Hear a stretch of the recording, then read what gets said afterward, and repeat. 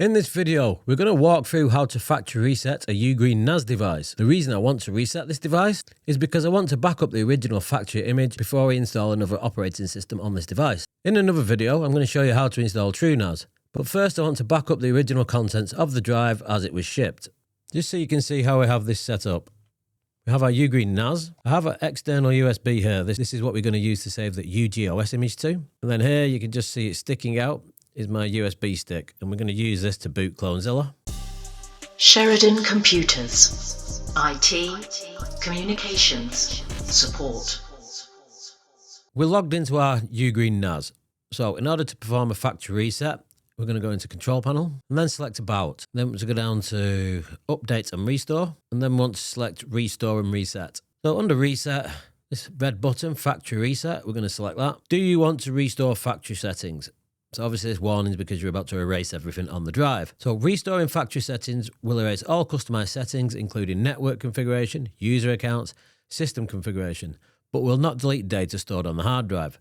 Please make sure you've backed up all important data before performing this operation. Now if we scroll down a bit, under Note, make sure the internet is connected first. Otherwise, unable to unbind the device and delete UGREEN link ID. So if you've got the NAS connected to a UGREEN cloud, then you're going to want to make sure you've got internet connected, otherwise it's not going to be able to unbind from your account. So select I accept, and then we're going to do factory reset. It wants the password to prevent us doing silly things. So factory resetting takes about 10 minutes, and I've just pulled up the console. So this here is the actual console output of the UGREEN NAS. Switch to that. I'm just checking the console here to make sure we're okay.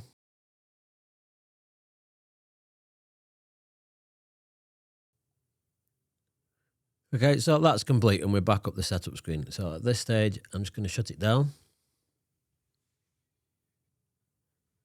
I'm going to have to force shut it off, unfortunately. So I just held the power switch for a second just to do the shut down. So it's restarted. So this time we're going to, now we're going to back up our UGOS disk. So I've put this on Vultr, so I'm going to boot off my SanDisk. I'm going to select Clonezilla, boot in normal mode. I'm just going to leave it as the default to English US. You can keep the default keyboard layout and then want to start Clonezilla. So when it comes up with these options, we want device to image because we're going to be creating an image from our UGOS device. So select device to image, and then you need to choose where you're going to store the image. So I'm going to use a local USB drive in this case, so local device. Now, if you want to use a USB device as a Clonezilla image repository, insert the USB device into the machines now. Then it just lists the disks. So you can see we have this one containing the UGOS. I have this Seagate external USB plugged in.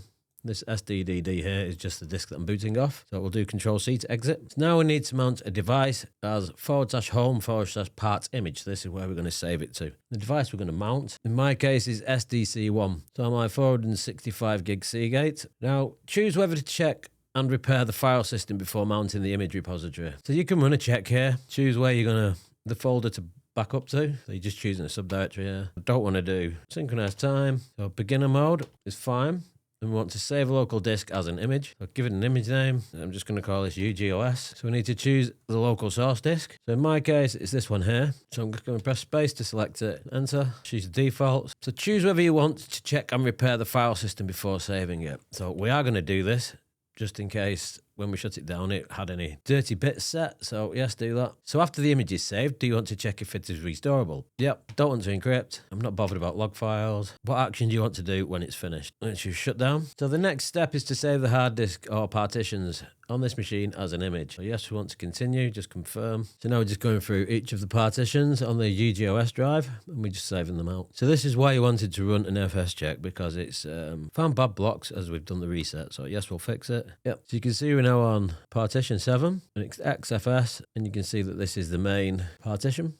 So now it's just making sure that everything will restore. So now here you can see it's parking the hard drives, then preparing to power off. And our UGREEN device is now off, so we're ready to install whatever operating system we choose at this point. So now we've got the original UGOS image on our hard drive, and we're just going to check this by plugging it into the system. So this is the contents of my external hard drive. And then you can see we've got the image, so we should be able to safely restore that if we need to. So I hope you found this video useful. I've seen quite a few YouTube videos where people have been taking the system apart and swapping the internal drive. There's really no point, just make an image of it. If you did find it useful, give it a like, consider subscribing to the channel, and we'll see you in the next video.